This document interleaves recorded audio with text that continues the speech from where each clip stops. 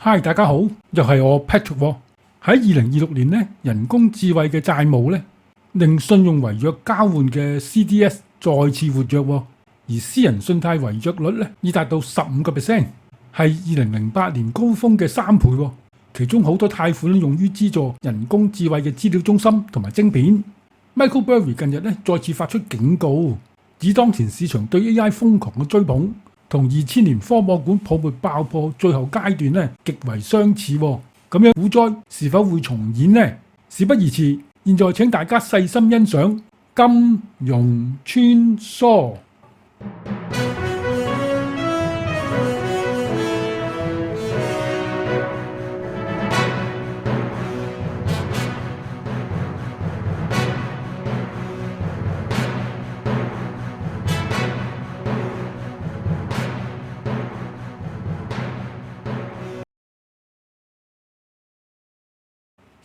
美國勞工統計局禮拜二公佈數據顯示，經季節性調整後呢，當月消費者物價指數上漲0.6%，一年嚟呢累計上漲3.8%，為2023年5月以嚟呢最高嘅水平。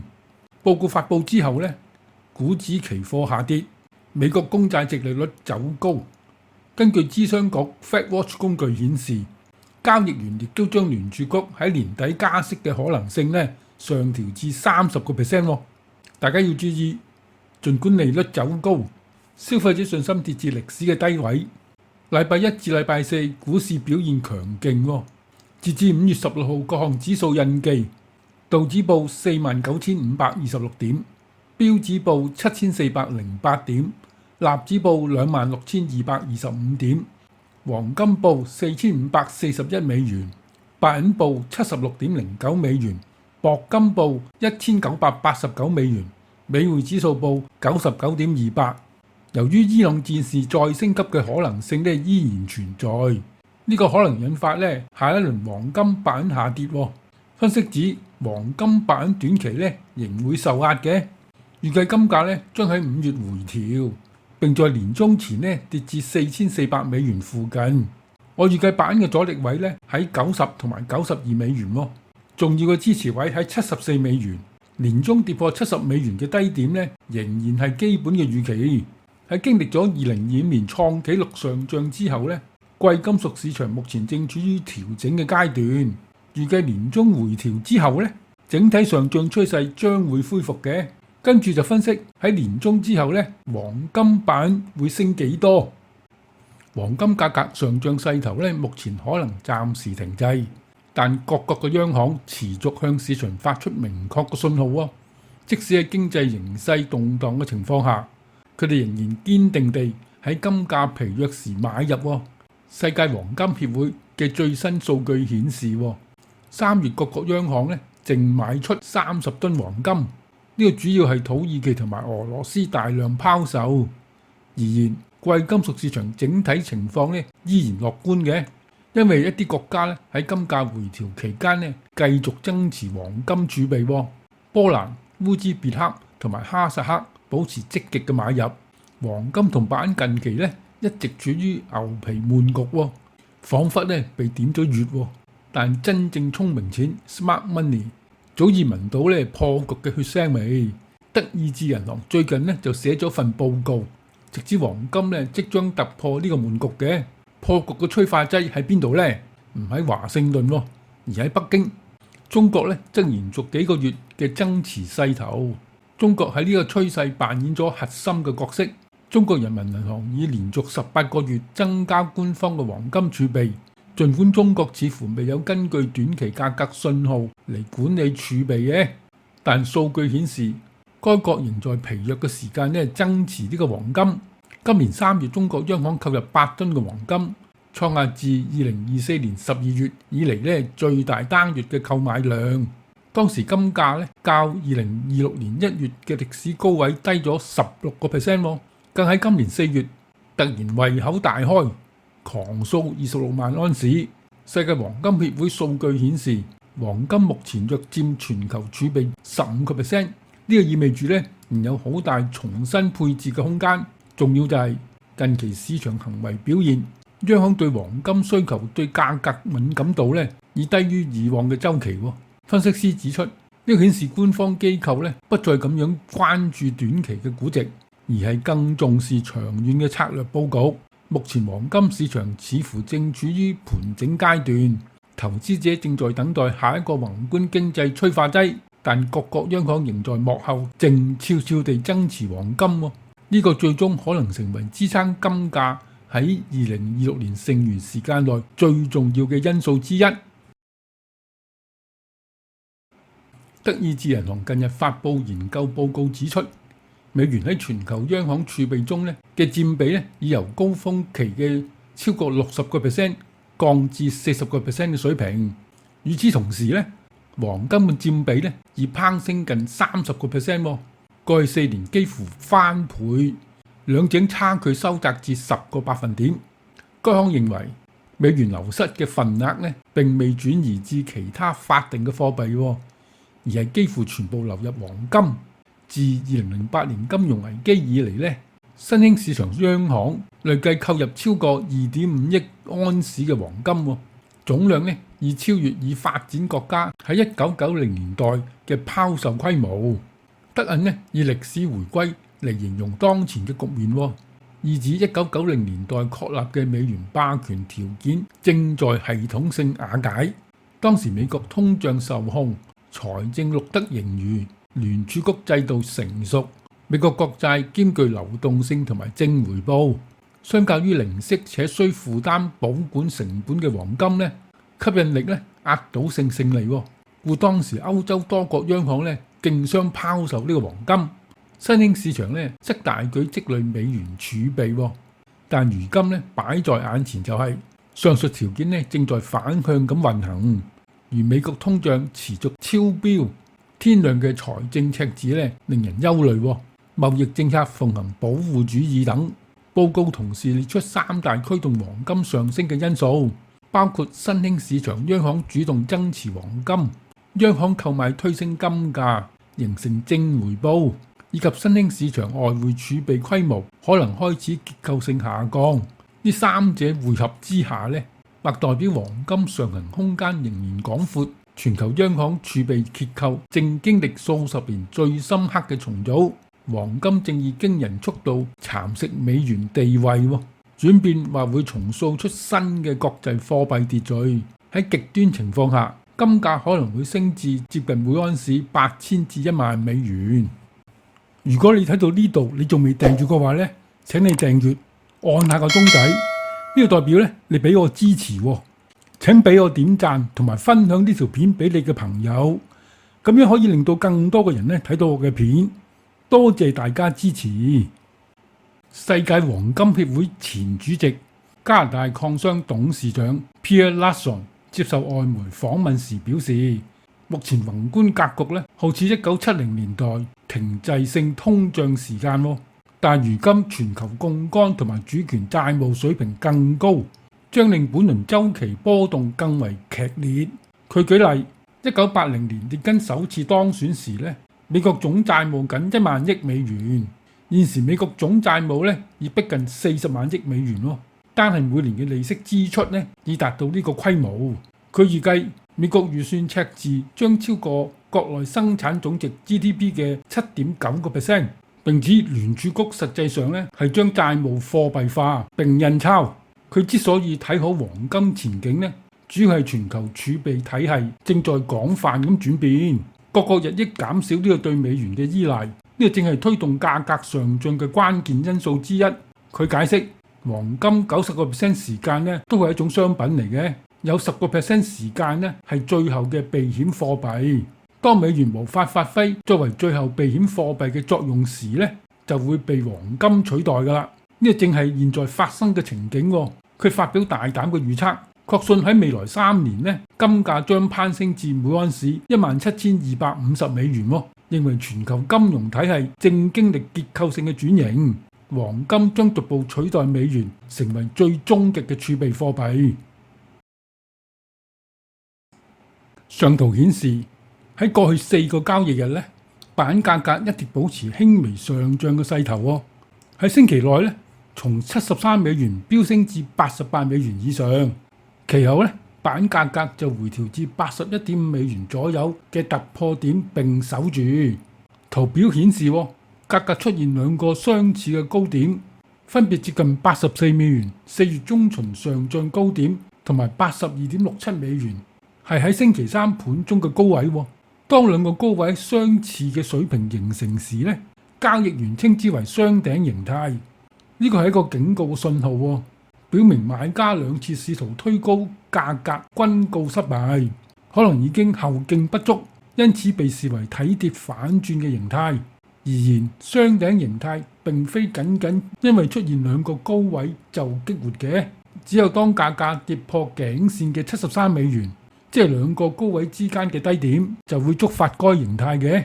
呢確認咗賣方已經重新掌控市場。反之，如果日線收盤價高於84美元呢，則該形態將被完全打破，表明睇跌嘅技術威脅呢可能已經解除。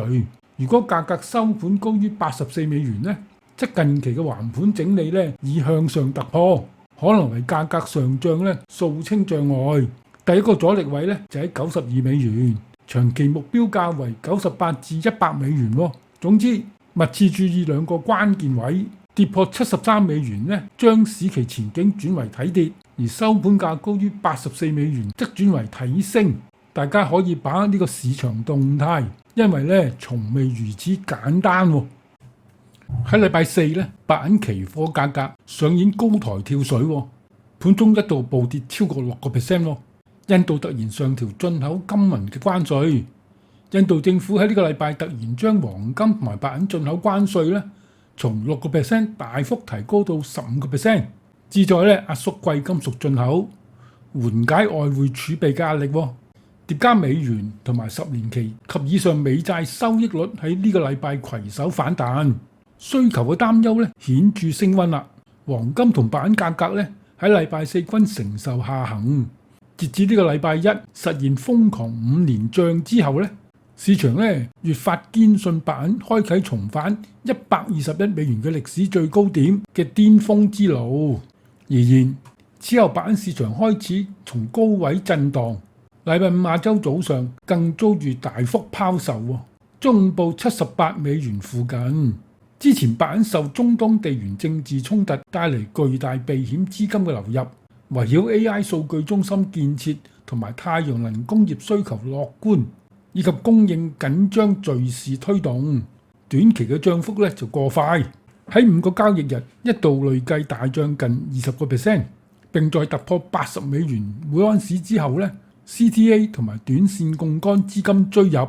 咁短期到中期交易角度嚟睇高價需求被破壞，供應缺口收窄， ETF 資金流出，期貨買入回落，印度關稅同埋高實際利率都會限制白銀價格重返121美元歷史高位嘅速度。長期嚟睇能源轉型大趨勢以及 AI 數據建立進程如火如荼，再加上電動車、消費電子同埋傳統工業等需求復甦，硬資產嘅配置同埋地緣風險仍為白銀價格中樞提供重大嘅支撐。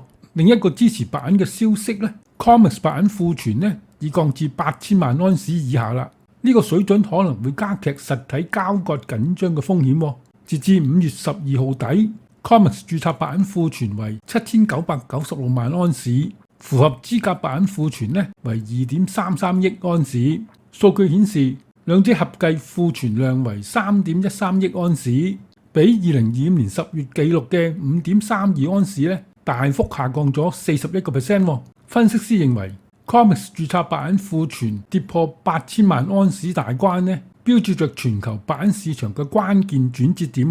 呢種轉變使白銀從一種過剩嘅商品變成一種長期短缺嘅商品。呢個導致人們對潛在實體供應緊張嘅擔憂。目前白銀庫存5年嘅平均值約為1億安士嘅。從歷史經驗嚟睇每當庫存大幅低於呢個水平時市場往往會形成更高嘅支撐位。即使喺整體經濟拋售潮中白銀價格亦都展現出韌性嘅。曾精準預測2028年金融海嘯。Michael 近日再次發出警告，佢指當前嘅市場對 AI 瘋狂嘅追捧，同呢個2000年互聯網泡沫爆破之前呢最後階段極為相似。佢喺 Substack 發文直言，市場已經完全無視就業報告或者消費者情緒等經濟數據，股價上升僅因其一直在上升。Michael 喺一次長途駕駛中收聽財經電視同埋電台嘅報導時，過去一週市場發生嘅事呢，突然讓佢意識到呢，佢曾經經歷過這一切。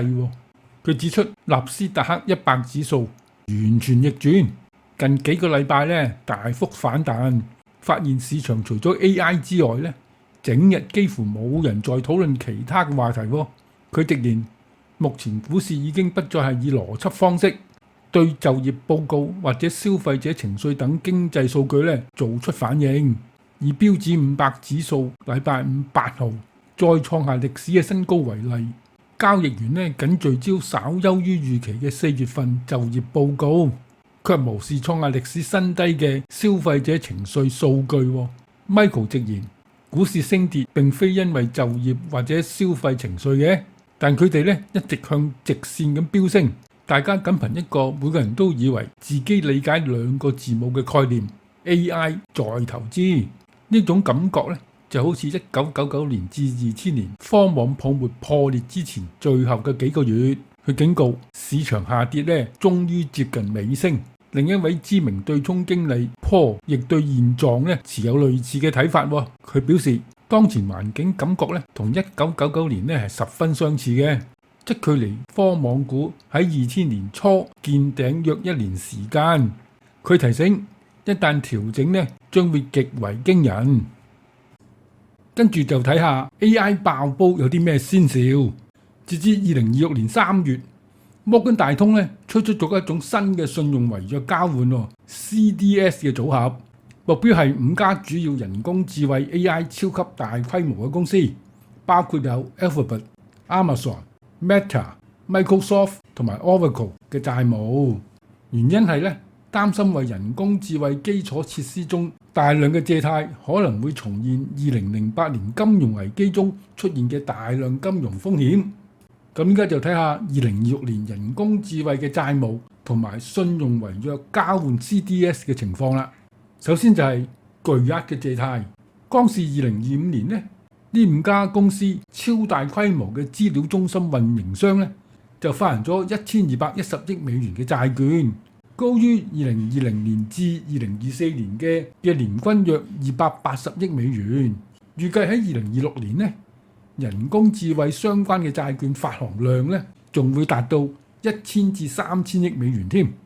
跟住就睇下 CDS 一籃子嘅用途啦。摩根大通咧創建咗呢個2500萬美元增量嘅 CDS 籃子，旨在讓投資者用嚟對沖啦、投保啦，同埋壓住呢啲公司嘅債務違約。因為人工智慧嘅收入咧尚未完全證明其巨額嘅資本支出嘅合理性。跟住就講特大嘅風險嘅指標啦。Oracle 5年期嘅 CDS 利差咧達到歷史最高位，超過2008年嘅峰值。顯示針對 Oracle 違約嘅保險咧，現在處於歷史最高嘅水平。咁雪上加霜就係私人信貸違約啦。報告顯示，私人信貸違約率咧已經達到15%，係2008年高峰嘅3倍。其中好多貸款咧用於資助人工智慧資料中心同埋晶片。咁同2008年嘅比較係點樣呢？首先睇下相似之處先。喺2008年嘅次按危機中咧，起關鍵作用嘅同一衍生工具信貸違約互換正在被使用。呢個引發人們咧對債務過重、追逐新嘅投機性技術泡沫嘅擔憂。不過咧又唔係完全相同嘅。喺2008年咧，問題根源於發放個人不健全嘅貸款，就係次級嘅房貸。而目前咧，債務持有者咧係擁有穩健嘅資產負債表嘅投資級別嘅科技巨頭，但佢哋巨額嘅債務積累咧係令人擔心嘅。問題就係風險咧不一定係某一家公司失敗嘅，而係如果所有5間公司都未能實現預期嘅 AI 收入，即可能導致集體失敗，從而引發系統性嘅問題。雖然目前尚未正式認定為2008年級別嘅崩盤，但被視為潛在重大嘅財務壓力。如果真係違約嘅股災將無法避免嘅。由於呢集資料比較多一啲，所以我將個結論就濃縮啲。我相信經濟衰退、股災、滯脹最有可能喺2026年上半年某個時間發生嘅。圖中呢一集，我推算整個股災週期黃金版最低同埋最高價。如果你未睇過一定要去睇下喎。喺股災嘅初期，我預計黃金版將跟隨股市先下跌嘅，然後黃金版就從低位反彈並進入大牛市。喺股災初期，黃金會跌至3830美元，版會跌至42美元，然後就進入大牛市。黃金會升至9919美元，版就會升至209美元。如果你持有股票就要注意啦。喺整個股災週期，道指會跌至23721點。不過最後都係我嗰句，變幻才是永恆。咁大家就要拭目以待。